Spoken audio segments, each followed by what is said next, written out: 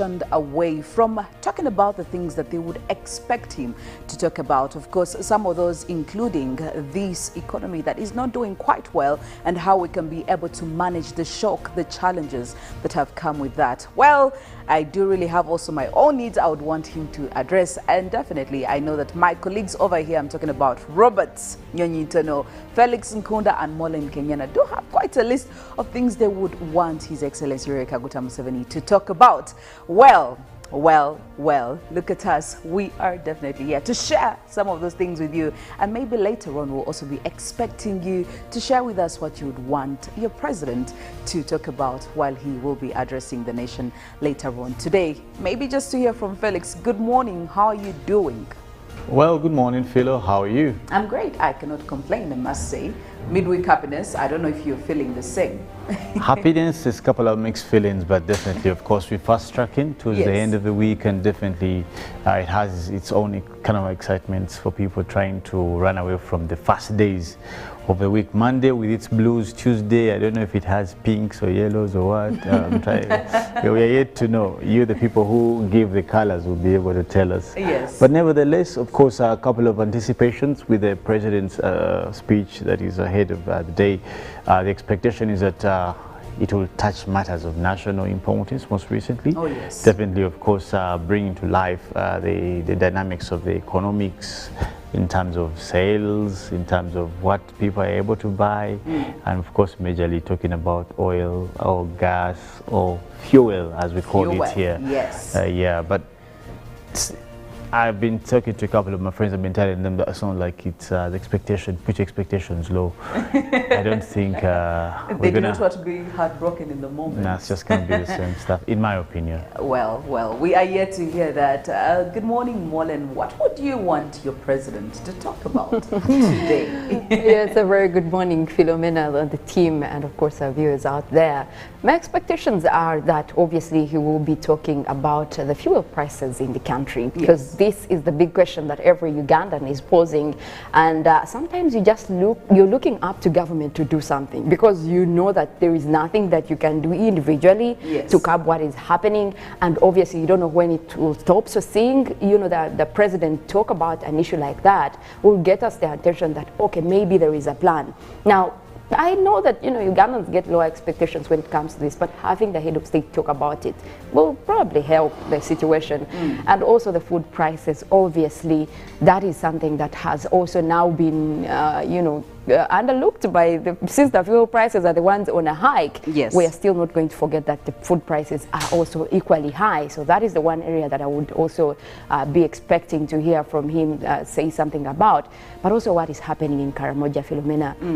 It looks like at this point it is threatening the insecurity, food security in the area.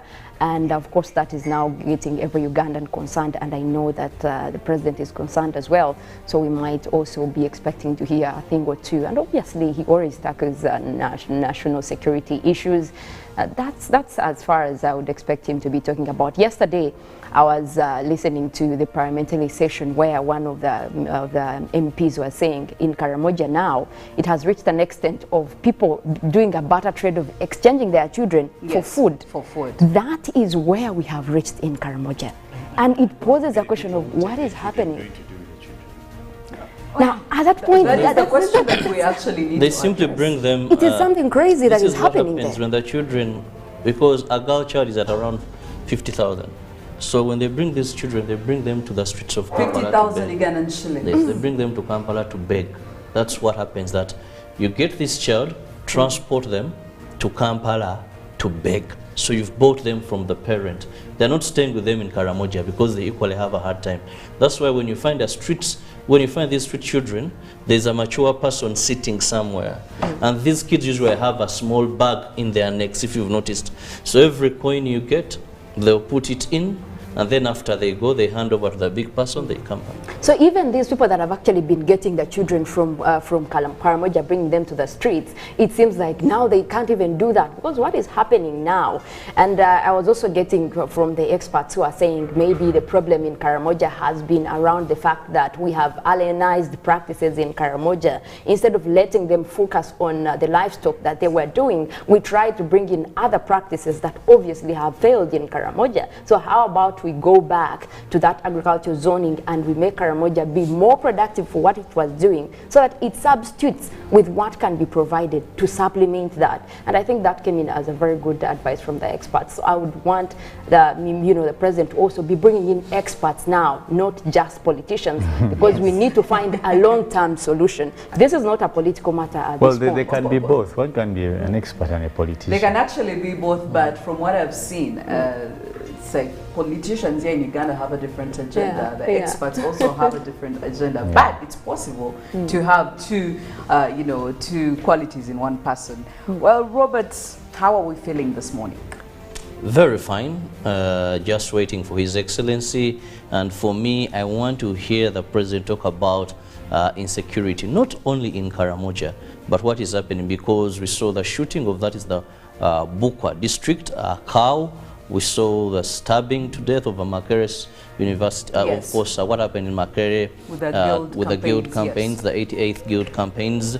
We've seen Chairman Kakoza, just here at Centenary Park. We can mention a number of incidents that have happened. So I expect His Excellency to talk about these and also maybe update the nation on how far we've gone in terms of investigation, because it all starts like that. Yes. At the end of the day, we have still people being hit by pavers at Kula Ambiro.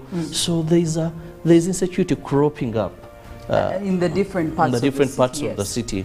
So I expect the President to talk about that. Inevitably, I'm sure he will talk about the Karamoja famine, like Mollen has talked about. But said, for commodity prices and fuel, yesterday I was watching news on one of the local stations, and a commissioner in some capacity said, there is nothing we can do, but what we shall ensure is continuous supply of fuel. And commodity prices, the last time His Excellency spoke, he gave a detailed explanation and told us, let's learn to live in a way frugal lives. Yes. This party after party, expenditure in any way. You need to put a comma on it. You need to hold things together. Yes. So there I'm not that excited. I'm just looking at these two that I've talked about, Karamoja, what is being done, and also these pockets of insecurity. That is where I'm expecting His Excellency. Of course, some lecture about the history of Uganda. That is, I think, one of my favorite sessions with him. At least right now, as a Ugandan, if you don't know something small about the history of your country, then clearly there is a problem with you. At least he makes sure that you get to know that. Well, and a few languages. Oh yeah. A few words in Ankole. So there's also. So you're expecting to pick a word or two. A word or two, Angela. Because now, over a time from COVID, I've been able to learn a number of words. It's very evident. Like Okwesiamula. You know what Okwesiamula means now. It's very, very evident. Very evident. I know some sayings. I know some words. So to damn eager, I'll jot down a few. And by that tomorrow, that will be the question. I want to know what you will be learning tomorrow. You must be able to share with us. I'll speak good Lunya. Well, there is a lot happening, very many expectations, and we would really want to know what you would want His Excellency to talk about, so that you get a clear picture of what is happening around you in the country. Well, for now, we'll be going through some of the stories. What has happened, who has done what, when did they do it, why did they do it, how did they do it? All that in the stories that are coming up right now, of course, locally and, across the border. And we'll begin with government and Karamoja relief there, where Minister for Relief, Disaster Preparedness and Refugees, Hilary Onek, has dispatched 775 tons of relief food to feed the people of Karamoja. This is in response to the food crisis in the region. Government will feed the people of Karamoja for 3 months.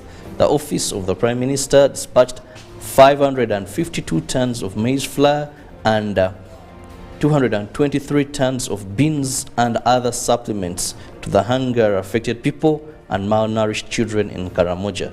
The American government has also donated 21 million US dollars, Belgium government 4 million US dollars, and Japanese 1 million US dollars. Government has committed 135 billion to support over 600,000 people in Karamoja with relief food for a period of 3 months. Government has developed a disaster management plan where silos will be installed to respond to disaster and as well boost food production in Karamoja. Ministry of Relief, Agriculture and Water officials are to meet and chant a way forward and revive 196 projects of pumping water for irrigation in Karamoja.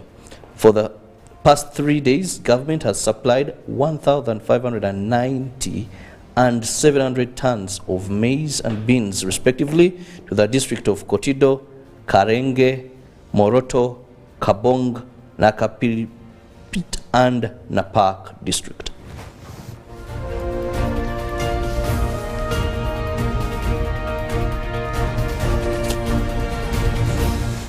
Well, of course, also now the Ministry of Finance, Planning and Economic Development have announced the release of public expenditure fund over the first quarter for the financial year 2022-2023, amounting to at least 4.67 trillion. And of course, excluding the date. Now, in the same brief, the permanent secretary of the ministry, Ramadan Gobi, also gave an update on the economic status of the country. The release of the Q1 funds this year, financial year, comes at a time in increased inflation caused by the COVID-19 pandemic effect on the economy, and also the same is prompted by various external factors. Now, this also prompted the Finance Ministry to derive expenditure limits based on available resources.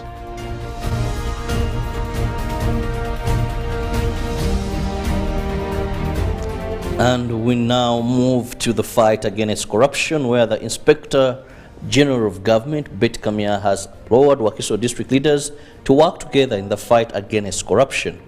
She also encouraged the public to provide information that can help in recovering stolen funds, as whistleblowers will receive 5% of the recovered money.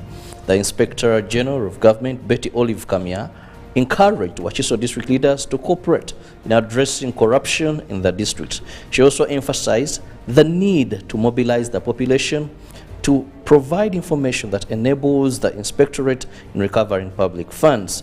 The district leaders highlighted some of the challenges they face in their line of duty, requesting the IGG to address those issues.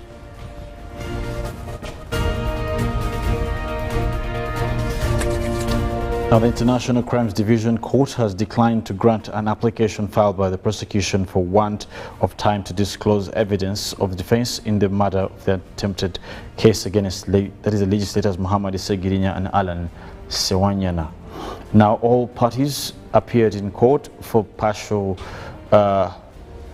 for pre-trial of the matter. Now, however, prosecution was not set, thus requesting court for a month to prepare evidence. Justice Jane Aldivise also declined to grant the application, was of the view that the matter should be heard expeditiously, and the 7 accused persons, including legislators Muhammad Segirinya and Alan Sewanyana, have appeared at the International Crimes Division for a pre-trial of the matter on charges of murder and attempted murder. Others accused persons include Serwada Michael, Muwonge Jude, Wamala Bure, and Mugerwa John, Jackson Kanyike, although in the last court sittings, court ordered prosecution to avail the defense with the disclosure in the matter as it had promised previously.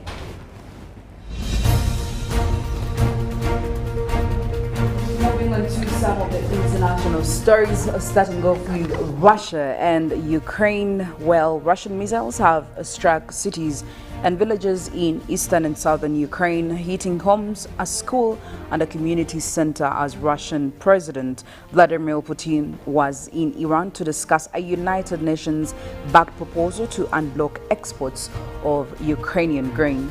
At least 2 civilians were killed and 15 more were wounded by Russian attacks across Ukraine during the past 24 hours, Ukraine's presidential office said in a morning update on Monday.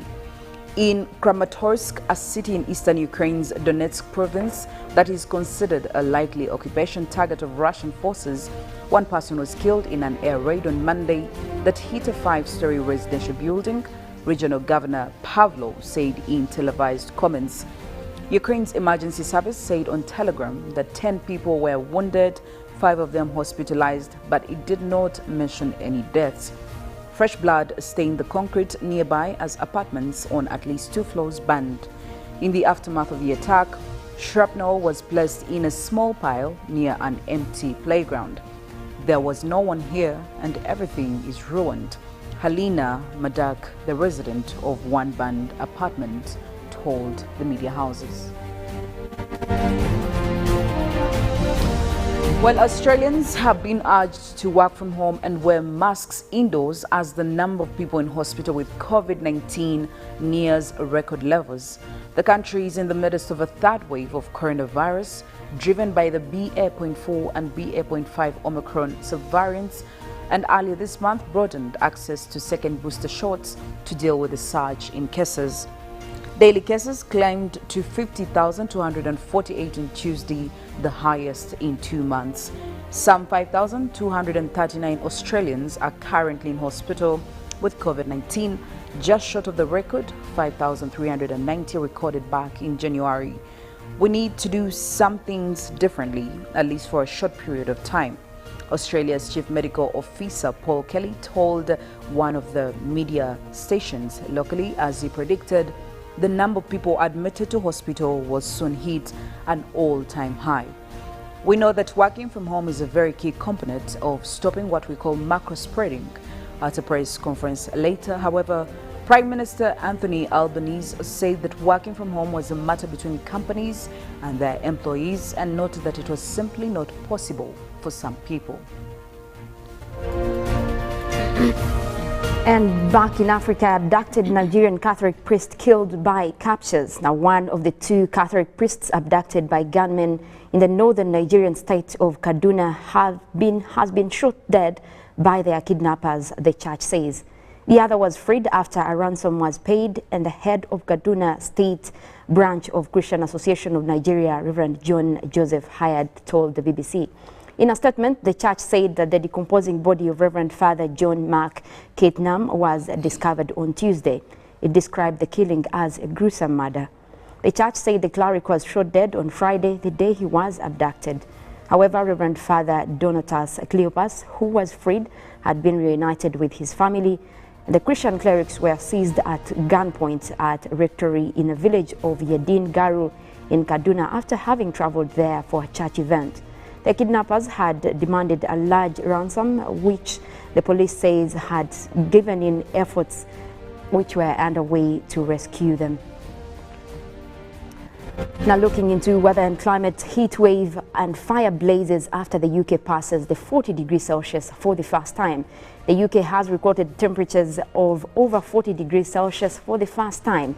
Thermometers hit 40.3 degrees Celsius at Coningsby in Lincolnshire, while 33 other locations went past the UK's previous highest temperature of 38.7 that was set in 2019.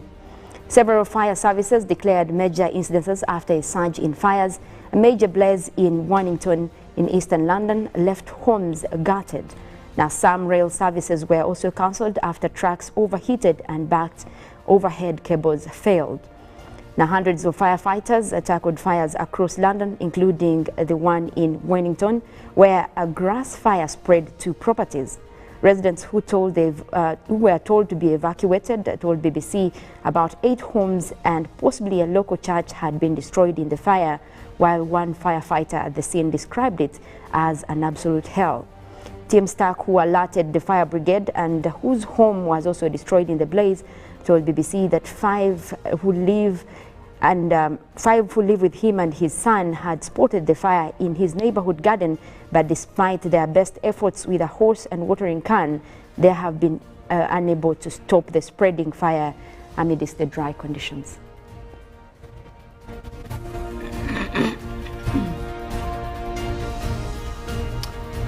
Well, while we are still on the topic of heat waves, I must say that quite a number of countries are really suffering. The other day, Mollen, I must say that in Spain, I saw the president encouraging them to actually stay indoors. You can only move out when it's only necessary, because that is how serious the heat waves are really taking a toll on them. I don't know, if Uganda was supposed to experience something like this, where would we be right now? I'm telling you, I don't think we would be moving out, because you're imagining 40 degrees Celsius. That is double what we complain about in Kampala. Imagine on a day where we have 29 degrees Celsius, we are complaining that it is a hot day. Yes. Now these people are almost doubling that.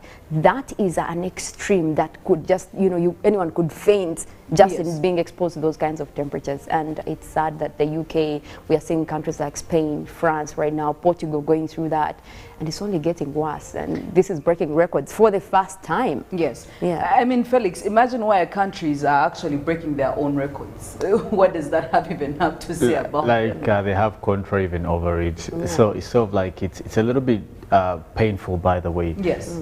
For some people who have families there, they notice that there's a lot of movements lately, and all these are affecting work, people's livelihood. For example, you see, when you see an apartment like that blazes, you notice that you can only tell when you know someone who was homeless now. And this is just not about to get done, because I'm told it started around April, when it became quite serious, when it was started to get over 30 degrees.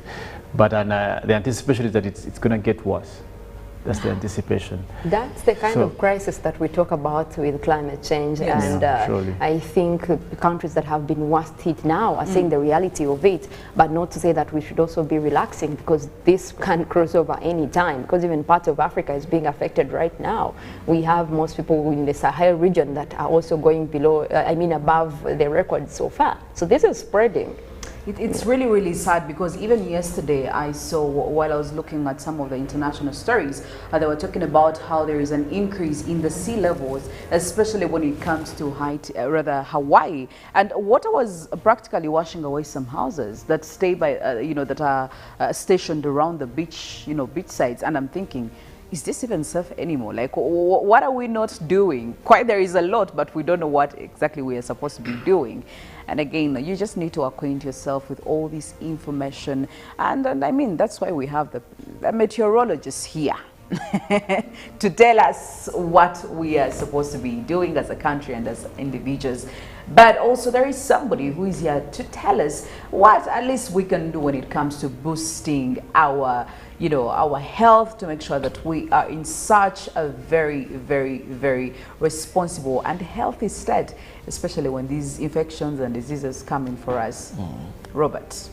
You're still lucky that you can be able to get any of these bottles, because with what is happening, I hear climate change, heat, please enjoy it while it lasts. Hallelujah, jinga tea, hallelujah, tamarind. Because what is hard for you to come by, hallelujah, reflexology have gotten these and condensed them in these bottles just for your health, to boost your immune system so that you do not fall sick and you're able to fight off a number of diseases. I must emphasize, these are not treatment. They're immune boosters. Any supermarket, any retail shop, the products are there. Tamarind and jinga tea at just 1,500. Can you imagine? 1,500 is saving you bills you'd spend in the hospital, the inconveniences, but also you to enjoy your body. Yes. Just like you are busy enjoying yourself. The weekend, we are smelling the weekend. No, Wednesday, Robert, midweek. Anyway, you're not far from the truth. Well, I thought Wednesday was Women Crush. You didn't say last week. Yes, is it still the same thing? Yes, Women Crush Wednesday. Every single Wednesday, we will recognize some of the ladies doing some tremendous things in our society. Do you have one that you want to crush on today? Yeah, definitely my daughter. Okay, all right. Definitely my daughter. Yeah. I think at one point we will need to also, make recognition that there is a Man Crush Monday. Oh yes. And There is? usually, yeah, Why every did she ever Monday talk about it? Why are we just knowing And about who'd be this your now? crush? Just wait for Monday. That's when you'll find out there is our a lot crush. of conversation when we are transitioning from the weekend to Monday. So there is a lot to talk about. There's a just disadvantage, but we recognize that and we already We are Somebody just say that it's disadvantaged. so Somebody said we Being a don't recognize it just like we don't recognize Father's Day. Isn't that true?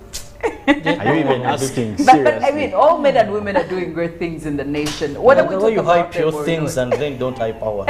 But Women can hype. Robert, you're doing a wonderful job. That is what you need to know. Let the world know that he's doing a wonderful job by celebrating the men. Clearly, this man. man crush Monday thing came in at the wrong time. We Well, need to you know bring what? it back Next on week, Monday. yes, next Yeah. Monday I'm crashing on these gentlemen. I am just telling you. You had straight better up. crash. Yes, Felix, Robert, you do a wonderful job every single morning. Say that again on Monday. Don't forget. Definitely. Well, time for us to get into the, voting poll question. And I did say that we want to hear from you. What would you want His Excellency Yoweri Kaguta Museveni to talk about while he will be addressing the nation later on today?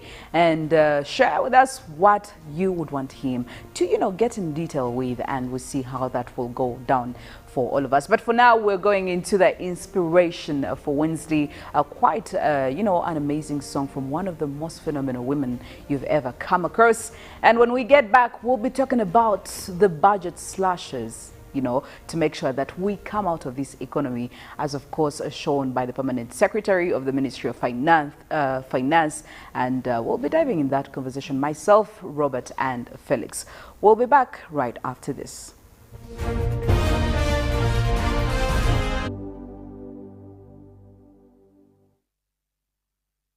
When you talk about our motherland Uganda, the Pearl of Africa, you cannot fail to smile because of the smile that fills the faces of the citizens. Our nice good weather and nature that sustains us all, that enables us all to continue each in their own way, because we are all different even according to each individual's work.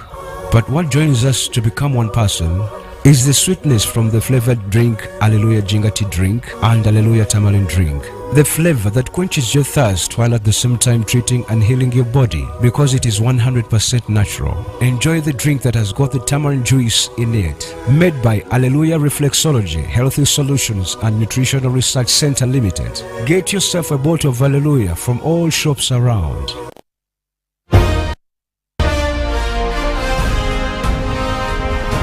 Live from UBC Studios in Kampala. This is Good Morning Uganda.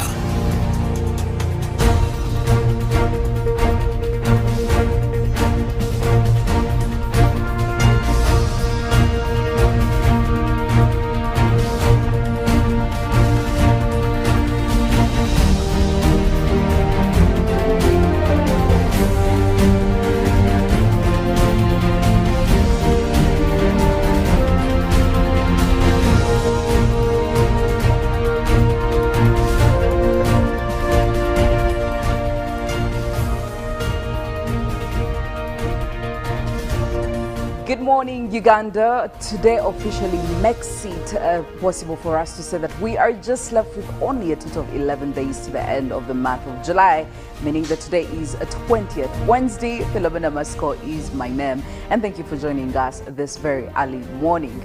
We are just a few hours to listen to what the big man has to say to us, and that is, of course, His Excellency Yoweri Kaguta Museveni, who will be giving us an address much later on at about 8 p.m. And I will tell you that Ugandans have not shunned away from talking about the things that they would expect him to talk about. Of course, some of those including this economy that is not doing quite well, and how we can be able to manage the shock, the challenges that have come with that. Well, I do really have also my own needs I would want him to address, and definitely I know that my colleagues over here, I'm talking about Robert, Nyonyintono, Felix Nkunda and Mollen, Kenyena, do have quite a list of things they would want His Excellency Yoweri Kaguta Museveni to talk about. Well, look at us. We are definitely here to share some of those things with you, and maybe later on we'll also be expecting you to share with us what you would want your president to talk about while he will be addressing the nation later on today. Maybe just to hear from Felix. Good morning, how are you doing? Well, good morning, Philo. How are you? I'm great. I cannot complain, I must say. Midweek happiness. I don't know if you're feeling the same. Happiness is a couple of mixed feelings, but definitely, of course, we're fast tracking towards the end of the week, and definitely it has its own kind of excitement for people trying to run away from the fast days of the week. Monday with its blues, Tuesday, I don't know if it has pinks or yellows or what. We are yet to know. You, the people who give the colors, will be able to tell us. Yes. But nevertheless, of course, a couple of anticipations with the president's speech that is ahead of the day. The expectation is that it will touch matters of national importance most recently. Oh, yes. Definitely, of course, bringing to life the dynamics of the economics in terms of sales, in terms of what people are able to buy, and of course, majorly talking about oil or gas or fuel, as we call it here. Yes. Yeah, but I've been talking to a couple of my friends. I've been telling them that it sounds like it's the expectation, put your expectations low. I don't think they do not want to be heartbroken in the moment. No, it's just going to be the same stuff, in my opinion. Well, we are yet to hear that. Good morning, Mollen. What would you want your president to talk about today? Yes, a very good morning, Philomena, and the team, and of course our viewers out there. My expectations are that obviously he will be talking about the fuel prices in the country, because this is the big question that every Ugandan is posing. And sometimes you're looking up to government to do something, because you know that there is nothing that you can do individually to curb what is happening, and obviously you don't know when it will stop. So seeing, you know, the president talk about an issue like that will get us the attention that, okay, maybe there is a plan. Now, I know that, you know, Ugandans get low expectations when it comes to this, but having the head of state talk about it will probably help the situation. And also the food prices, obviously, that is something that has also now been, you know, underlooked by since the fuel prices are the ones on a hike. Yes. We are still not going to forget that the food prices are also equally high. So that is the one area that I would also be expecting to hear from him say something about. But also what is happening in Karamoja, Philomena. It looks like at this point it is threatening the insecurity, food security in the area. And of course that is now getting every Ugandan concerned, and I know that the president is concerned as well. So we might also be expecting to hear a thing or two. And obviously he always tackles national security issues. That's as far as I would expect him to be talking about. Yesterday I was listening to the parliamentary session where one of the MPs was saying in Karamoja now it has reached an extent of people doing a barter trade of exchanging their children for food. That is where we have reached in Karamoja, and it poses a question of what is happening. Now, at that point, that is the question that we actually need they to simply address. bring them. It is something crazy that is happening This is what happens there. when the children, because a girl child is at around 50,000. So when they bring these children, they bring them to the streets of Kampala. 50,000 Ugandan shillings. Yes, they bring them to Kampala to beg. That's what happens, that you get this child, transport them to Kampala to beg. So you've bought them from the parent. They're not staying with them in Karamoja because they equally have a hard time. That's why when you find these street children, there's a mature person sitting somewhere. And these kids usually have a small bag in their necks, if you've noticed. So every coin you get, they'll put it in, and then after they go, they hand over to the big person, they come back. So even these people that have actually been getting the children from Karamoja, bringing them to the streets, it seems like now they can't even do that, because what is happening now? And I was also getting from the experts who are saying maybe the problem in Karamoja has been around the fact that we have alienized practices in Karamoja. Instead of letting them focus on the livestock that they were doing, we tried to bring in other practices that obviously have failed in Karamoja. So how about we go back to that agricultural zoning and we make Karamoja be more productive for what it was doing, so that it substitutes with what can be provided to supplement that. And I think that came in as a very good advice from the experts. So I would want the president to also be bringing in experts now, not just politicians, because we need to find a long-term solution. This is not a political matter at this point. Well, they can be both. One can be an expert and a politician. They can actually be both, but from what I've seen, say politicians here in Uganda have a different agenda. The experts also have a different agenda. But it's possible to have two qualities in one person. Well, Robert, how are we feeling this morning? Very fine. Just waiting for His Excellency. And for me, I want to hear the President talk about insecurity, not only in Karamoja, but what is happening, because we saw the shooting of, that is the Bukwa district, Cow, We saw the stabbing to death of a Makerere University. Yes. Of course, what happened in Makerere With the guild campaigns, yes. the 88th guild campaigns. We've seen Chairman Kakoza, you know, just here at Centenary Park. We can mention a number of incidents that have happened.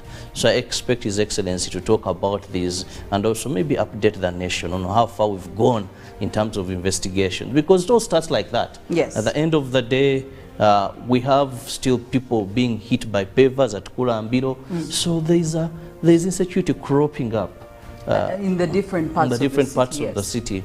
So I expect the president to talk about that. Inevitably, I'm sure he will talk about the Karamoja famine, like Mollen has talked about. But said, for commodity prices and fuel, yesterday I was watching news on one of the local stations, and a commissioner in some capacity said, you know, there's nothing we can do, but what we shall ensure is continuous supply of fuel. And commodity prices, the last time His Excellency spoke, he gave a detailed explanation and told us, let's learn to live in a way, frugal lives. Yes. This party after party, expenditure in any way. You need to put a comma on it, you need to hold things it together. Yes. So there I'm not that excited. I'm just looking at these two that I've talked about, Karamoja, what is being done, and also these pockets of insecurity. That is where I'm expecting His Excellency. So of course, some lecture about the history of Uganda. That is, I think, one of my favorite moments, sessions with him. At least right now, as a Ugandan, if you don't know something small about the history of your country, then clearly there is a problem with you. At least he makes sure that you get to know that. Well, and a few languages. Oh yeah. A few words in Ankole. So there's also. So you're expecting to pick a word or two. A word or two, and you learn. Because now, over a time from COVID, yes, I've been able to learn a number. Yes, some of the highlights that you will be expecting His Excellency Yoweri Kaguta Museveni to be talking about much later on today. The address, of course, is expected at 8 p.m. and it will be running here live on UBC TV. So be certain that you will catch him talking about our nation and what is happening in it and around us as well. But for this morning, I want us to focus on the economy, of course, as well, in anticipation that you will also be talking more about it. And especially right now, Felix and Robert, we know that the economy is not doing quite well. We've had experts come in with their opinions. We've had, you know, the responsible parties and stakeholders also come in with their opinions to make sure that we find a way around it. We find a way of getting out of this dire situation. And I know by now you have felt it in one way or another, as an individual, of course, even as a nation. Well, yesterday, the Permanent Secretary for the Ministry of Finance, that is Ramadan Gobi, was talking about, you know, how actually he was talking about the release of the report on the public expenditure, especially for the first quarter of 2022. And there is one thing he highlighted that I could say maybe is making very many Ugandans happy, and also experts. Now, prior to this, we've had experts say, you want us to come out of this economic situation, government has to also be able to lead by example by cutting down on its expenditure. You know, His Excellency Yoweri Kaguta Museveni at one point said that we have to be frugal. And that means you have to cut out all these, not really, I don't want to say unnecessary needs, but all the ones, and focus on the needs. And experts were saying government needs to start by and lead by example. So yesterday, they did say that government is actually going to cut down on its expenditures to make sure that we start paving way for the economy to get back up, and, you know, we start reviving it. And in the details that he was giving, he did say that for the very first quarter of 2022, the non-wage expenditure was going to be slashed. Now, in the non-wage expenditure, we have things to do with workshops, fuel, travel for all these MPs and all the government officials. So, and maybe just to hear from you, Robert, when we see slashes like this being done, do we actually feel like this is going to yield results? Are we going to be, are we going to be able to appreciate the value of this? How is the local person going to be able to benefit from all this? Very interesting, because we are talking of avoidable expenditures. That yes, there is what is critical, and therefore Ramadan Ngobi did not touch that. But there is what we call avoidable or unnecessary expenditure in government. You've talked about workshops. Some of these have been issues to absorb money. That people sit around and they're like, where can we get money from? You have a workshop, of course you're paying a hotel. People get allowances, hefty allowances, not simple monies. Someone comes, a driver is paid, a security is paid, one person attends, maybe $1 million is spent on that person. Yet, sometimes, even the people you're planning for, thinking for, are in rural areas. So, when government says, let's lead by example, these monies will be transformed, I want to believe, will be transformed or will be used in other areas that are very vital. For example, service provision. So anything to do with at such a point of time where you're reducing on your expenditure, it means you're saving. The biggest question would be, now, what you're saved, is there a proper system that is going to perform another role and not stolen? Towards the end of financial year 2021-2022, we saw local governments, we saw agencies that had unspent money, that had to go back to the consolidated fund because they failed to account or they didn't have a way of observing this money, so they just sent it back. So when we look at government reducing on its expenditure, to me, you know, Philo, I ceased being excited. Yes. I only now look at the tail end. What have we gained? Will we see Ramadan Ngobi coming back and telling us, we saved this amount of money and we diverted it in this sector? That is where we should be excited. Because I want to tell you, the number of government initiatives that are very healthy to our nation, but implementation has been the problem. So no doubt, this is a time that all governments, because this is a global crisis. It's not only in Uganda. We must understand this is a global crisis. But if it's a global crisis, then we must understand how do you save, but what you save, what use are you putting it to? Philo, someone can save and then go and spend their savings in a bar. That would be irrelevant. You know, you say I'm saving on fuel. That's very relative. But no, I'm just giving a simple example. It's very relative. Huh? Or someone, so what are you using this money that you've saved? Second, our government, even if it doesn't make these cuts, but tightens the gaps for corruption. Tighten the gaps for corruption. How much do we lose? Money for the first quarter has been released. How much of this is going to end up in pockets or in hands of wrong characters that will not enable service delivery as expected? You get it? Even what you're saving, what is the guarantee that this money is going to be used for other purposes? Because we should not just proud ourselves that we've saved, we've saved. Saving is not the end of it. What have we been able to achieve with these savings, and can they practically be accounted for and say this financial year, this ministry, because we went away from trips? Look at the days of COVID-19. We were not having these workshops and conferences. People were not moving out of the country. So CSBAG, that is a civil society advocacy group, came out and said we've saved this amount of money. Uganda Death Network came out and gave statistics of what we have saved. So what we saved, what did it do? Was it carried on to the next in this financial year, that this is what we are starting with? Was it set in the consolidated fund and it's going to be distributed anyhow? So I no longer get excited by statements. I get excited by what the end results have been.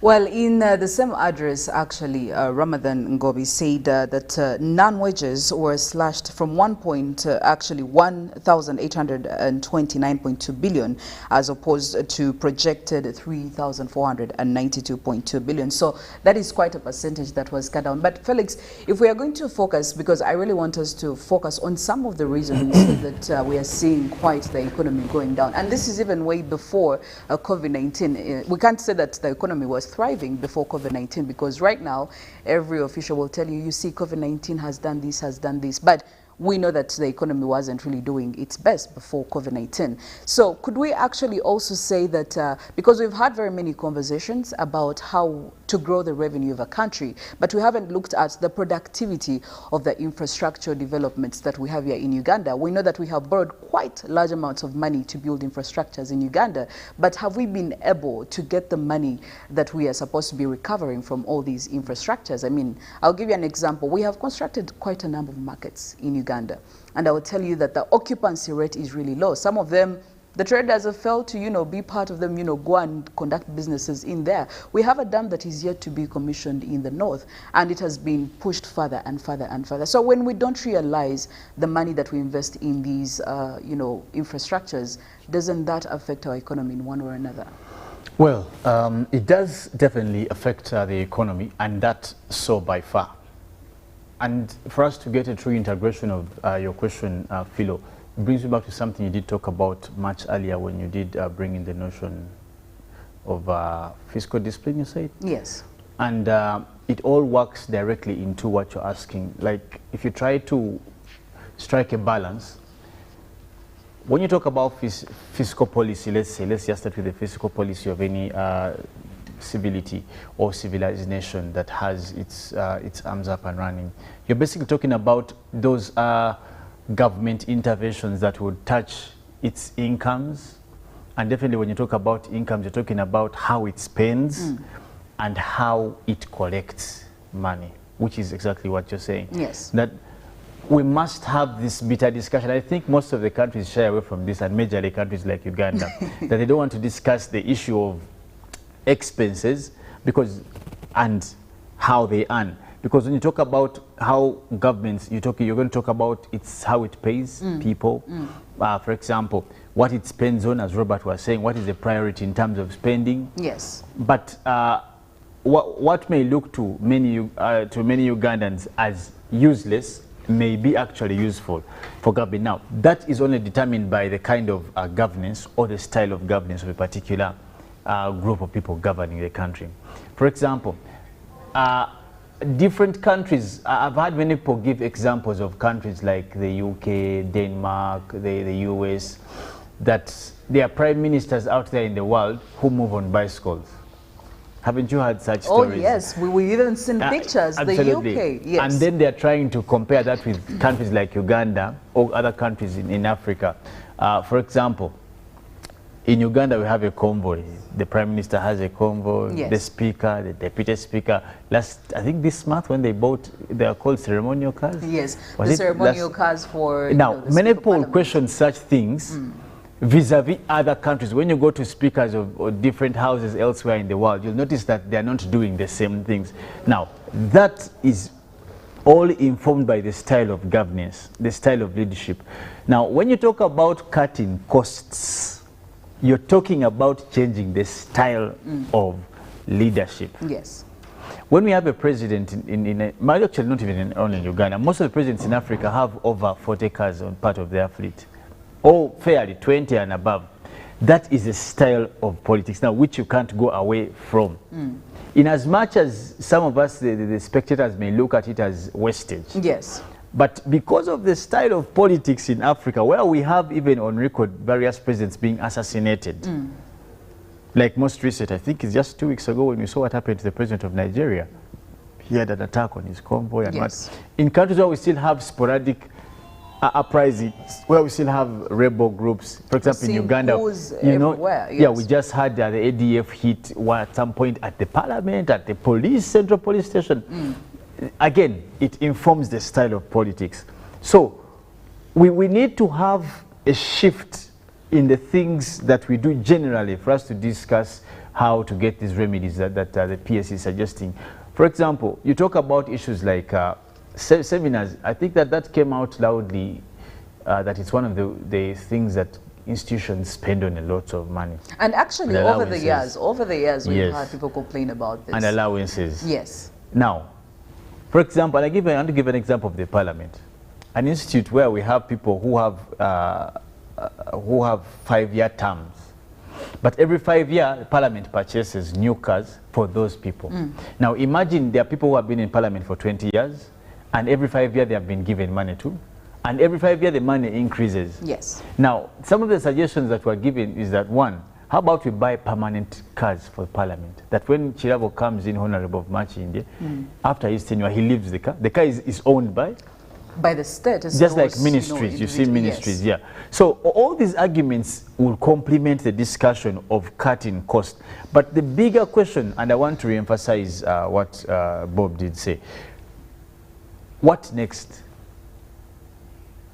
Are we having the discussion of cutting costs, and that's the end of the discussion? Yes.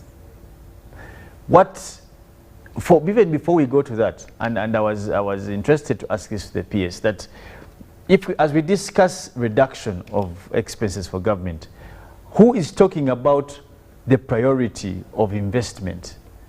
We may cut, let's say, budget on travels and what for members of government, and we get that money again, maybe to increase salaries of.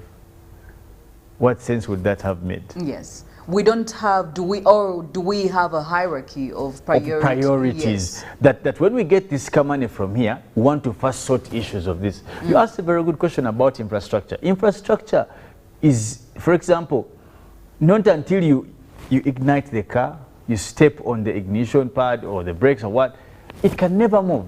However beautiful the car will be, you may have the best car in the world, but we must have a sense of direction. So I think as we cover all these things, and I don't think our problem is necessarily that there are institutions that are spending money. Yes. The biggest problem is priority. What is priority? For example, remember what the issues we have just had over different, we've had teachers trying to strike, we had doctors, a couple, medical we have been having here local government people threatening. Do you know why? The only reason why a teacher would say, I am not going to teach, I am not going to, because they see there's an imbalance. There's definitely an imbalance. That a Philomena somewhere, who is an S6 leaver, with due respect, by the way, yes. I wouldn't want to, is sitting somewhere as a voted member, but they have the privileges, even probably more than the president. You get it? Yes. And all this, and I think for me, it's just about striking a balance in terms of governance. Who should get what? What are they giving back? People, in Uganda, it is where they say that the people who work less are paid more. and that's sad that it happens in government. Yes. Yet government has almost full commissions that should be causing these reviews and sort of like these studies and research. So as we talk about cutting expenses and all this of government, the other question that follows that is that how are we going to prioritize the money that we have for starters? Okay.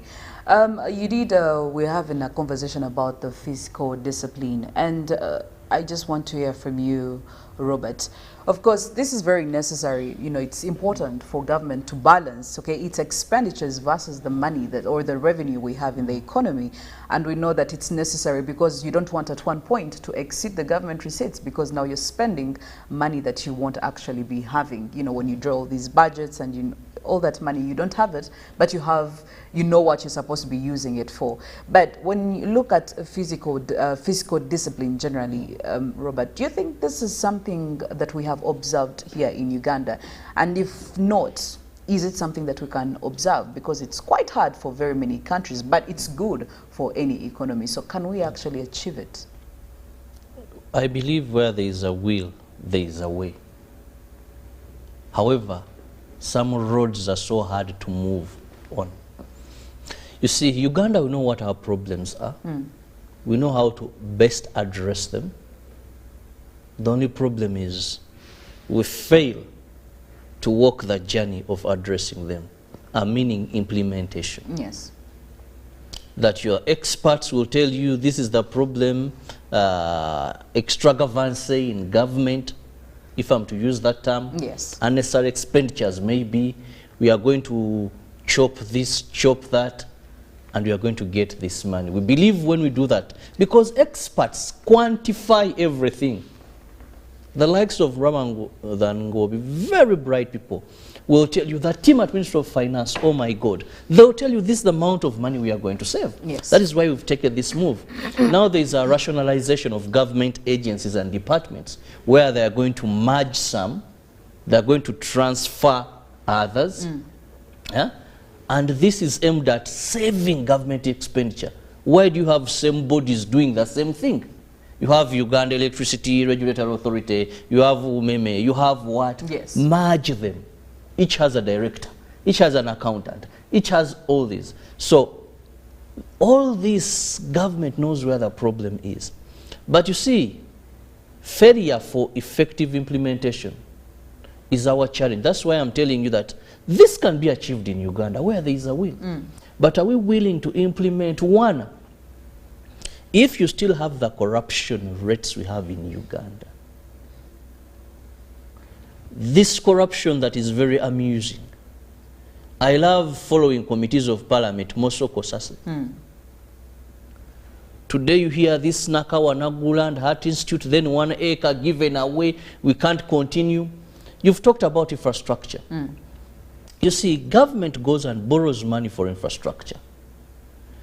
Then what happens? This loan, you begin paying interest, yet people are still refusing to vacate because you've not compensated them. So what is happening? Financial discipline. Even planning properly. You're paying a loan, yet what is happening? You're not using the money. Yes. Because you take out a loan to do this one project and says you're this not 3 of ours cannot go away. it. I need this amount of money. You don't have laws that will compel this person. Compulsory acquisition of land. Dr. Chris Bariomus one time was all over the media talking about this is a bill we must move, we must push. I don't know where that ended. So financial discipline and proper planning plus fighting corruption is the only way we can get to that. We have concessional and non-concessional loans. What are we going for? Who are the people that negotiate these loans for us? You know, the technical people. Not where someone is going to say, I erred in signing that compensation. We have 10 point something billion given to ghost people moreover. So if you don't have financial discipline, if you don't fight corruption, if you do not ensure that really people take due diligence, this is what you're going to happen. This is what's going to happen. Today, how many Ugandans are paying tax, Philo? Uganda Revenue Authority expects to collect about 25 trillion. Yes. But you'll find that we have so many people who would be paying tax, but they're not on the taxation grid. So how do you move to get them pay tax rather than squeezing those that are already paying? So if you have money in the basket, yes, you get your priorities right, you follow this money very well, new initiatives aimed at ensuring you tame your expenditure are implemented, I believe this financial crisis we are in or economic hardships we are facing can be dealt with. Okay, so as we're trying to wrap this one up, just to hear from you, Felix, you know, apart from slashing government expenditure, what else can we do to help this, you know, the economy crawl out of the dire situation it is in currently? Well, I think, in my opinion, first and foremost, we must also be able to change the style of governance, and not necessarily leadership, but governance. What am I saying? We must be able to agree to have the bitter discussions that have not been had. Robert talked about committees of parliament. How much power can they have to try and assist in terms of dealing with issues like corruption? Yes. As I said earlier, it is as good as useless if we are going to get from the right and then we lose simply from the left hand. It's going to be useless. But also, the president talked about style of living. And that's something we must, it may look a bit small, but it has a lot of touches base with what we are discussing. How do we, and both from government and the private sector, for example, let's talk about issues like, and this is influenced by the tax regime, by the way, yes, or the tax policies of the country. It is not mere say that you tell people, you make sure you eat, don't put too much salt or sugar, or it is informed by taxation. For example, if you want to promote abuse of alcohol, what do? You definitely lower taxes on it, and it makes it very affordable. But if you want to trigger a particular discipline, you can use taxation. You get it? Yes. If you're talking about issues like you want to deal with increasing availability of food. What do you do in terms of that, you know, how do you tax that part, all the fuelers of such an industry? So I think government it's not enough for them to just come out and tell us that you need to be disciplined, don't go and do this. And you know, for example, issues and government must also agree bitterly that it is the biggest spender of the budget, if not the only, in any view.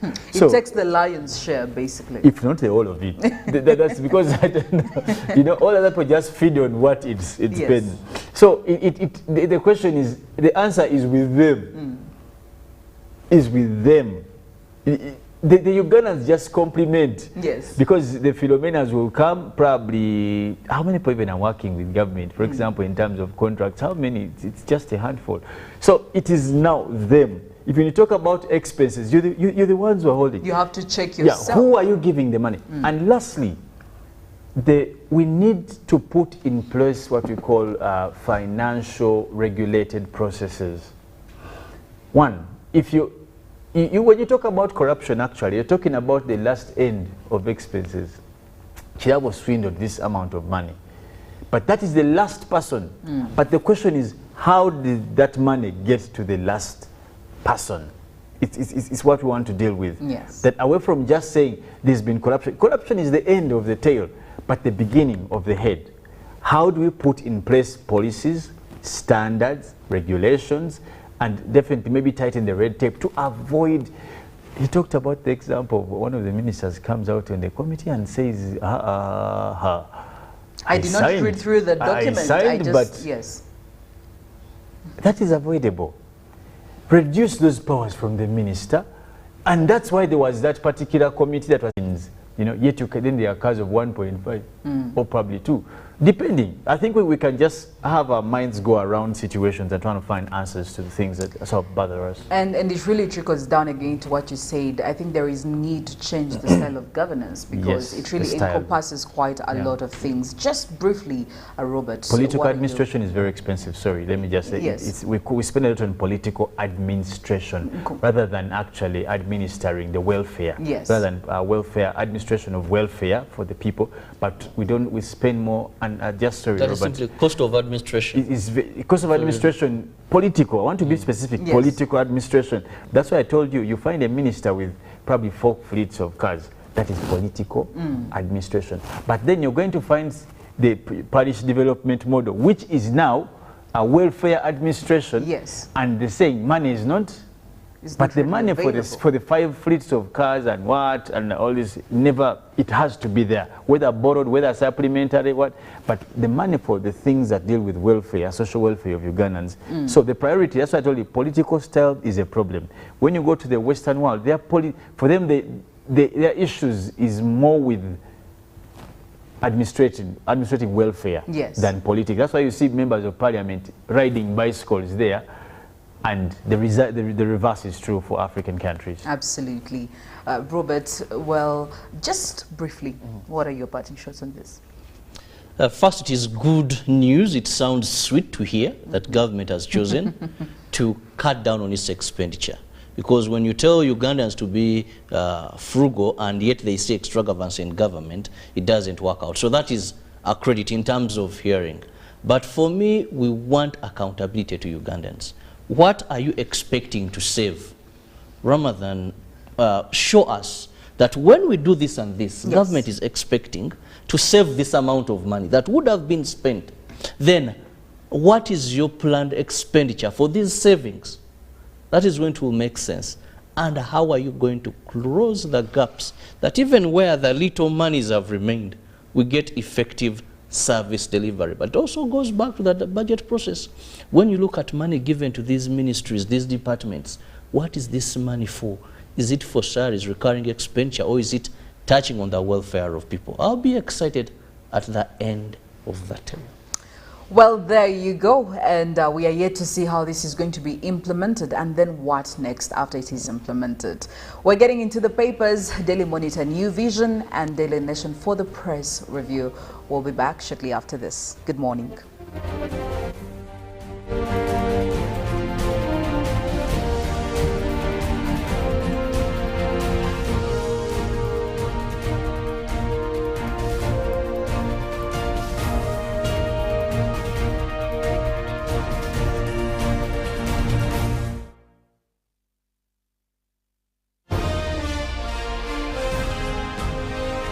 Live from Now Avenue in UBC Studios. This is Good Morning Uganda. What the book packages, great entertainment, sports, local content, telenovela, the movies. There is something for everybody. Everybody, Go TV, this is where our best stories live. Get the best entertainment for any budget. With GoTV, you will have great entertainment for as little as 13,000 Uganda shillings per month. GoTV, great stories, Zidiwano. GoTV Uganda, love it. Get connected today with the My Airtel 4G smartphone and enjoy free data for 1 whole year worth 86,500 Uganda shillings. That's free 2 GB for the first month and free 1 GB for the next 11 months at only 250,000 Uganda shillings with free data for 1 whole year worth 86,500 shillings, making the effective price of the 4G phone 163,500 shillings only. Airtel, the smartphone network. Every waking day is a reminder just how beautiful this, our land, truly is. The kind of beauty that you can only find here. In the lush green all around us and the wondrous sights within. It's what you feel in the gentle caress of tropical wind from the mountaintops. And the glow in your heart from a warm neighborly invite.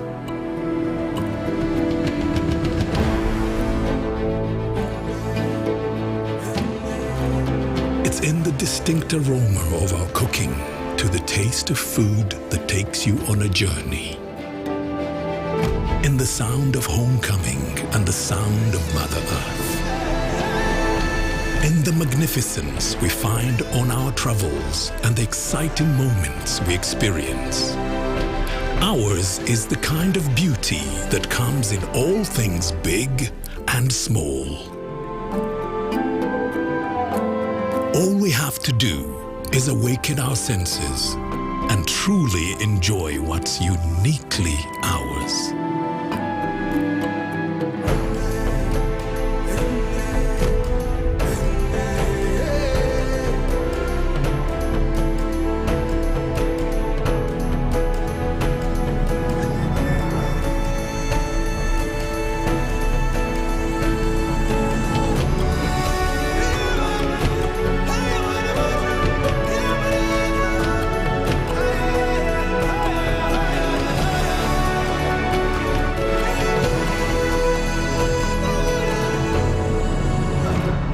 Explore Uganda, the pearl of Africa.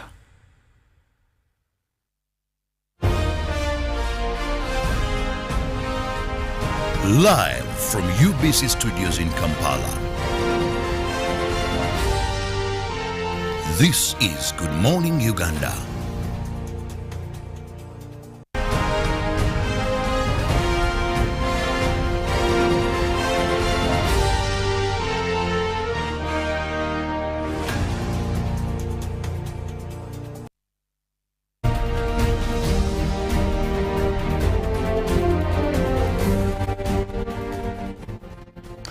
Well, the Daily Monitor this morning in the press review is breaking down quite a number of things for you, and that is how social media bill will affect you, and statistics are also, attached there. We have about 15 million Uganda shillings that will be spent on unauthorized sharing of information about children. Now, this is the amount of money you'll be paying if you're convicted for it.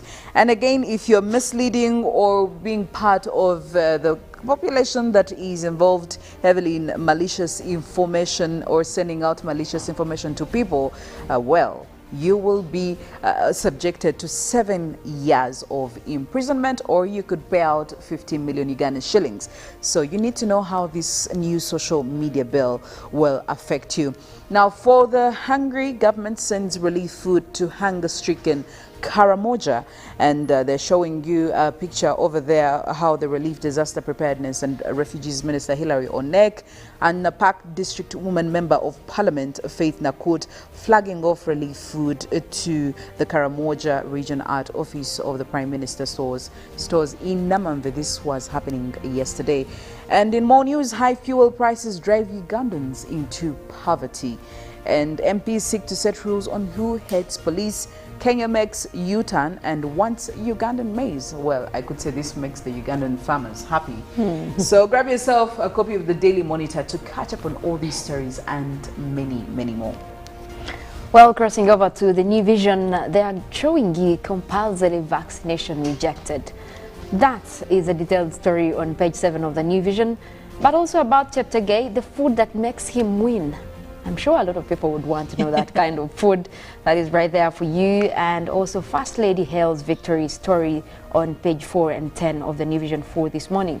The ministers, districts suffer budget cuts, array of austerity measures to tame rising inflation and prices. That is a story on page 3 of the New Vision. But they also give you a big picture right there as Karamoja relief food is dispatched, of course, with the Minister of Relief, Disaster and Preparedness and Refugees, Hilary Onek, inspecting there. But also in the New Vision for this morning, local government deal okayed. That is from the Office of the Solicitor General, citing the investment is of strategic importance. Well, that is detailed on page 7. Kenya polls, Ruto dismisses the bridging fears. That is on page 33 of the New Vision. But also in the New Vision for today, IGG probes civil servants. That is right there for you. But also Pay Aronda's wife, Museveni, advises. That is a story on page 8 of the New Vision for this morning. And taking you to the sports section of the Daily Monitor. Well, it's still quite a lot that is happening there, but we still see gold in sight for Chemutai. And Perith Chemutai, an Olympic 3,000 meter steeplechase gold medalist at the Tokyo 2020 Olympics last August, is among the favorites for gold at the ongoing World Athletics Championships in Oregon. They're giving you a cast of women's 3,000 meters at the World Champions, so you can also catch out on that. And again, giving you a full detailed story of how Maguire booed with every touch. Harry Maguire was booed with every touch by Manchester United fans in Australia for their 3-1 pre-season victory over Crystal Palace. Well, and in the New Vision Sport for this morning, they lead up with a picture right there of the New Vision CEO, Don Wanyama, right there. That is Vision Group partnering with the National University Sports Body, AUUS. And they are now official partners, but they're saying they are looking for bettering sport. Let's groom stars. That's the headline right there. But also the breed in university. Now, before they became global icons, they were university sports champions. And of course, talking about Joshua Cheptegei, who was a darling of Bugema University, and also Halima Nakai and Winnie Nanyondo, who dominated the track of the Kampala University right there. But also inside the New Vision, they are taking you through Joshua's incredible run. You can get yourself a copy and get more on those stories. Moving over to the Daily Nation this morning, I could say that things are getting heated up by the minute over there in Kenya. A clash of visions and principles. Well, it was a hot one, and Kenyans are really taking white sides if you fall into what they're sharing. But this is Decision 2022.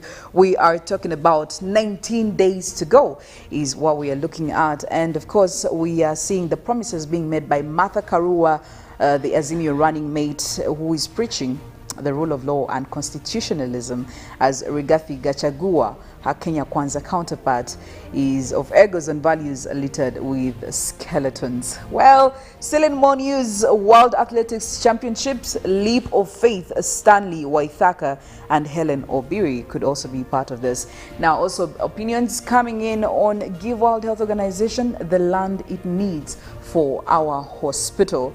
Well, that is also another one you can catch in the Daily Nation. Justina roots for Wajakoya's futuristic manifesto, eloquent, full of charisma and charm. the Roots Party running mate was staged a captivating performance full of wild ideas and a couple of, exaggerations about the state of the nation. Looking at also Mucheru preaching the anti-corruption crusade. Well, grab yourself a copy of the Daily Nation this morning and see how the Kenyans are actually doing it there and what is expected.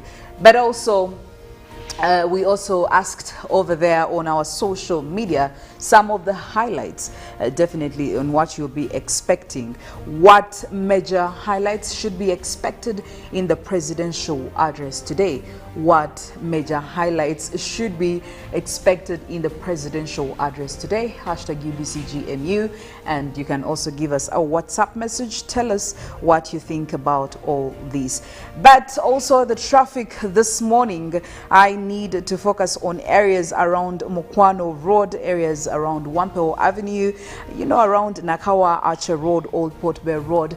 This morning, these areas are quite very busy and they're very heavy with traffic because the reds and oranges are dominating the most parts of the roads. I will just start off from Wampeo Avenue. Wampeo Avenue, when you're coming in from York Terrace, I could say traffic is starting to build up on most parts of this road, and whether you're using it to leave or you're getting out of the city center, there's some traffic hiccups you need to be expecting. As you're headed, of course, towards Kampala Jinja Highway, I could say that you have to also expect the traffic buildups on spots like this, spots over here and spots over there. Now, crossing over to Old Port Bear Road, the road, at least for the biggest part of the road, it's a bit clear for now, but traffic could be building up every minute that goes by. Of course, as you connect all the way to Yusuf Lure Road, which also gets you to the main road, you need to expect traffic, and it's already building up, especially towards the entry point of the main road. The main road, of course, as you're proceeding on Jinja Road onto Kampala Road, I must say that the traffic is very heavy, and this is really shown by this red spot over here. So if you're getting into the city center, it may be a little bit hard for you, but also you can find your way and navigate through it, of course, as long as you do it with a lot of patience and a lot of sanity, and you also must be very sober to make sure that everybody is safe on the road, yourself inclusive. Well, that's how it is going down here in the city center in terms of traffic.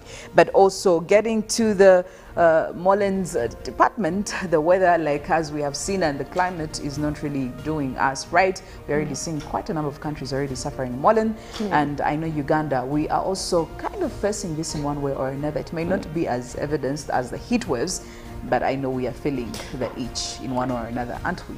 Yes, we are. And to talk about even the crisis that is happening in Karamoja, there is no doubt that that is also connected to the climate crisis that we're facing. Yes. And obviously, but yesterday we did have some good news. There were some rains after we did make that forecast in the morning. When it was raining, you at the back of my mind, I was like, well, she talked about this. She talked about it.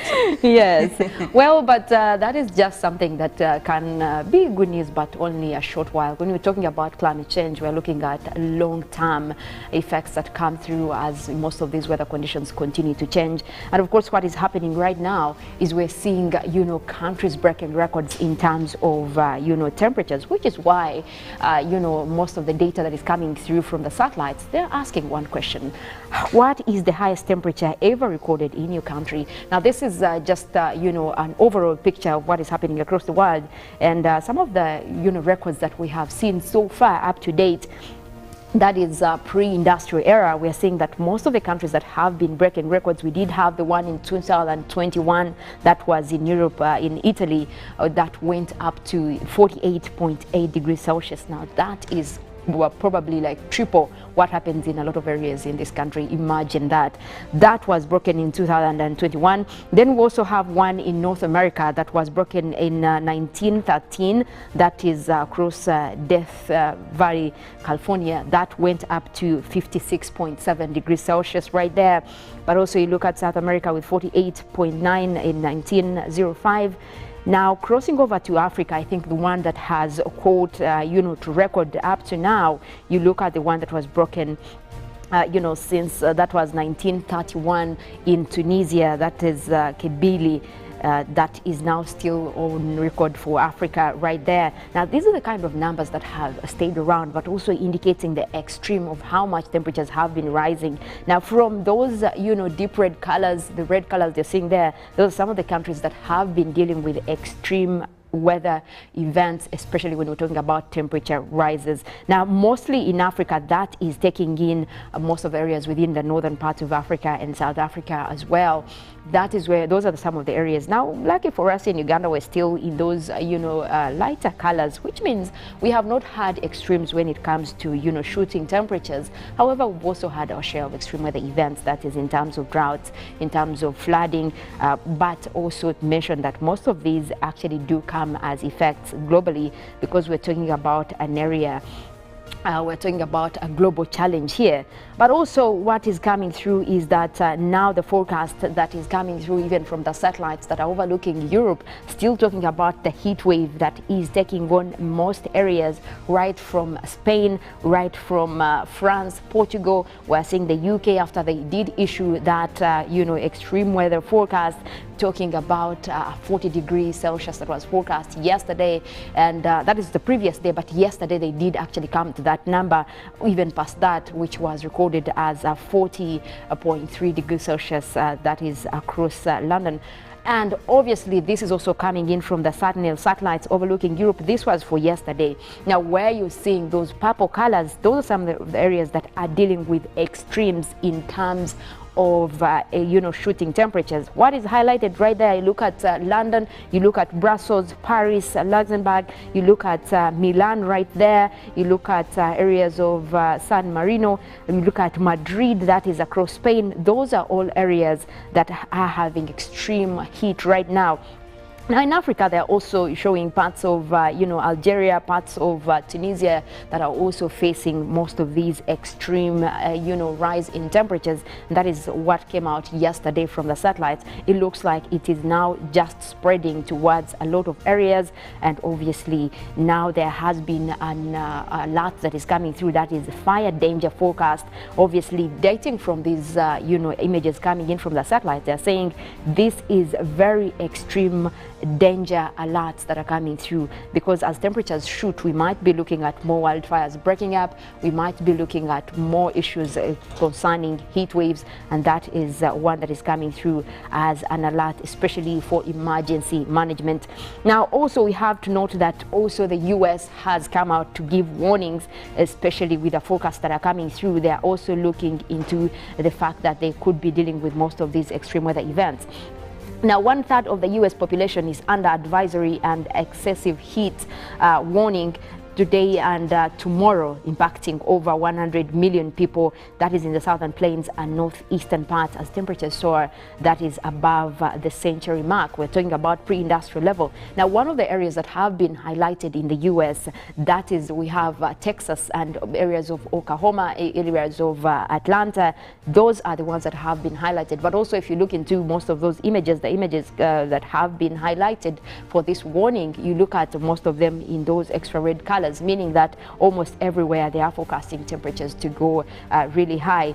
And of course, President Joe Biden is also expected to give a statement on that today. What is coming through from the sources, also the news coming through from the CNN, BBC this morning, is that at least they're saying, President Joe Biden might be looking at most of the evacuations to be done, especially in the states of Texas. You look at areas of Oklahoma and of course Atlanta, where there has been a high warning and alerts that they could be facing more of these heat waves as well, because temperatures are also expected over there. And obviously talking about the fact that more than 100 million in the US are facing excessive warning, that is in terms of heat advisory. That is how far it is now moving, and of course covering most of these areas. And also we did see him, actually President Joe Biden, coming out earlier this week talking about the fact that the climate plans that the US has been doing ever since they went into the Glasgow Pact have been especially towards moving climate action and making sure that most of the policies that were put across are implemented, but also the fact that the US committed to helping developing countries adapt to climate change. Now, we did see that Congress and did sit, and most of these plans were not, they did not go through, because while he fronted that, when they sat back, that is his environmental team, what they said the US should be providing is not actually what was provided, because we remember they were saying they would be giving, $11 million, that is to the developing countries, but what came out of that was just $1 million, which was, far from what the US had promised. But President Joe Biden did say he will be making right on what the US promised, and of course we are also expecting for him to be talking about that even for today's address that he will be doing, especially considering most of these advisories that have been issued now from most the weather centers in the US. But also what did come out yesterday is that the UK is now looking at extending the amber alert that has stayed for a couple of days now, and it looks like they are not taking that down since temperatures are already breaking records.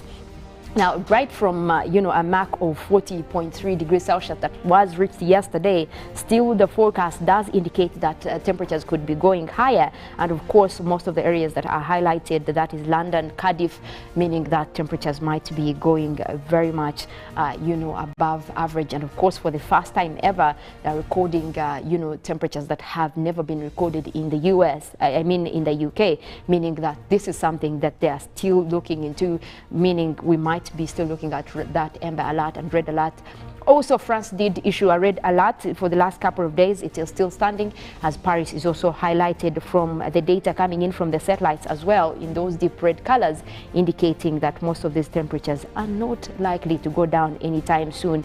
It looks like this heat wave is just continuing all over the place, and obviously that is the one that is still, having everyone talk about it, because you look into the fact that climate action has been delayed, whether being politics, whether being reluctancy to do most of the things that we are supposed to do, especially to curb the crisis. However, what is visible is that, whatever is happening, the reality of it is that people are dying, properties are being destroyed, and obviously now that poses a big challenge. But I'll quote one thing that I'll quote a statement actually from the former UN Secretary, that is Ban Ki-moon. He did say that climate change does not respect border. It does not respect who you are, whether you're poor or rich, small or big. Therefore, this is what we call a global challenge, which requires a global solidarity. That was a statement from Ban Ki-moon, the former UN Secretary General. Talking about climate change, now we might look at this crisis being a big headline of heat waves in Europe or the US, but also the reality of it is that we are also having a fair share of that. If you look at what is happening in Karamoja, and also being related to the fact that we have prolonged drought crisis over there, that can only mean that this problem is not far. And in the recent times, we've also looked at the flooding, especially in areas of Bududa and Kasese. That is evident of the reality, and all we're asking for is please find a way. And recently, as hearing a project that government has put across in terms of safe and clean energy, that is distributing, gas cylinders to people for cooking. That is a step towards looking into clean energy. And I think that is something that we should be doing long term, or even extending to every Ugandan. Those are the kind of projects that we now expect to curb the crisis over there. But well, let's come back to today and take a look at what is happening across the country for this morning. We will be tapping in from UMITSAT satellite, and obviously what is being shown now, we do have mostly a mix of clouds and sunshine across most areas. We do have a few clouds that are developing towards northern Uganda. We're hoping that those will be bringing in rains, especially across West Nile, parts of Arua. We could be looking at a rainy day for you right there. But also we do have some of the systems that are starting to develop over Lake Victoria. It looks like that might also be bringing in a little bit of rains, but only to the island areas. But the rest of us might be dealing with a mix of clouds and sunny weather. Now, this is far from what was happening yesterday. It looks like now there's going to be a reduction in wet weather activities. But we will go ahead and take a look at the forecast that is coming in from the Uganda National Meteorological Authority, to take a look at what the forecast is for different areas for today, and obviously see the numbers that we're also expecting in terms of temperatures. We'll start off with southwestern Uganda. That is where we have Mbarara, Ibanda, Bushenyi and Ruizi. We're forecasting a mix of clouds and sunshine, starting off with a pleasant 26 degrees centigrade. Now across Mount Elgon Highlands, we do have Mbale, Bududa, Buko and Sironko. We're forecasting sunny intervals, starting off with temperatures at 26 degrees centigrade. Now the eastern part of Lake Victoria, that is where we have Tororo, Busia, Iganga and Jinja, we're forecasting sunny intervals as well. That is temperatures at a cool 25 degrees centigrade. We do expect more clouds to develop in the afternoon, or could be looking at a little bit of rains over there. Now the central part, the eastern part of central Uganda, we're looking at Ruwero, Wobbly, Zibururi, Nakaseke. We're also forecasting another sunny morning. You'll be having intervals of cloudy weather, starting with a warm 27 degrees centigrade. We do expect that area to also have developments in the afternoon in terms of light rains. Across eastern Uganda, Soroti, Katakwi, Amuria and Kumi, we are forecasting a mix of clouds and sunshine that will also be starting off with quite a hot 27 degrees centigrade. We do expect those to continue into the afternoon, so temperatures might be equally high even later. That is for eastern Uganda. Now the central part of northern Uganda, where we have Gulu, Kitgum, Padel and Adjumani, we're forecasting a mix of clouds and sunshine, also starting off quite hot at 27. We do expect similar weather in the afternoon, with quite most of those sunny conditions continuing over that area. Now we look at the central part of Lake Victoria Basin, that is where we have Kampala, Mukono, Entebbe and Wakiso. We are forecasting sunny intervals as well. Most of those will be crossing over into the afternoon, where we do expect to have a little bit of light showers developing, but for now temperatures will be quite chilly at 25 degrees centigrade. Now, most of the areas that are likely to have a little bit of rains for today are just across the western stretch of Uganda. We're talking about mostly West Nile, that will be cutting through towards Midwestern, Masindi, Hoima, Fort Portal, towards Kabale. That is where we could be seeing a little bit of rains coming through, and even a few areas around Lake Victoria. But the rest of Uganda, we might be dealing with sunny intervals for today, and temperatures, of course, associated will be quite high for most areas within the country. That is it in terms of weather for this morning.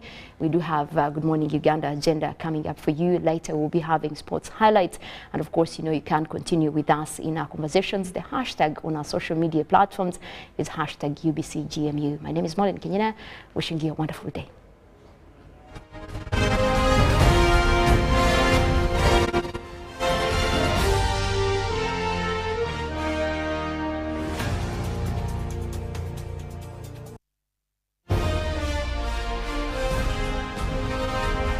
Live from UBC Studios in Kampala. This is Good Morning Uganda. When you talk about our motherland Uganda, the Pearl of Africa, you cannot fail to smile because of the smile that fills the faces of the citizens. Our nice good weather and nature that sustains us all, that enables us all to continue each in their own way, because we are all different, even according to each individual's work. But what joins us to become one person is the sweetness from the flavored drink Alleluia Jingati drink and Alleluia Tamarind drink. The flavor that quenches your thirst while at the same time treating and healing your body, because it is 100% natural. Enjoy the drink that has got the tamarind juice in it. Made by Alleluia Reflexology, Healthy Solutions and Nutritional Research Center Limited. Get yourself a bottle of Alleluia from all shops around. Welcome to English in a Minute. The beginning of spring means sunshine, flowers, and sneezing. Are Jonathan and Anna going to discuss how they don't have allergies? Not cool, guys. Hey Anna, tell me how the bread baking contest went. Jonathan, I didn't win. I should have, but I didn't. Well, what's that trophy for? Oh, this? I came in second. Oh, stop. Second place is nothing to sneeze at. It is when there are only 2 people in the contest. The phrase nothing to sneeze at means that something is not small or unimportant. It should be taken seriously. Sneezing. And that's English in a Minute.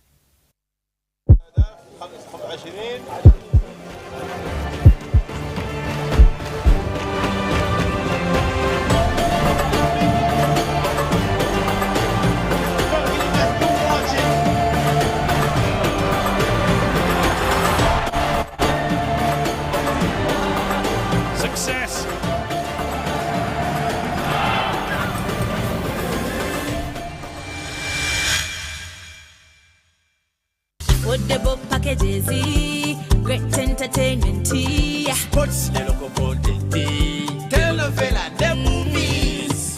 There is something for everybody. Everybody. Go TV, this is where great stories live. Get the best entertainment for any budget. With GoTV, you will have great entertainment for as little as 13,000 Uganda shillings per month. GoTV, great stories, Zidiwano. GoTV Uganda, love it. When you talk about our mother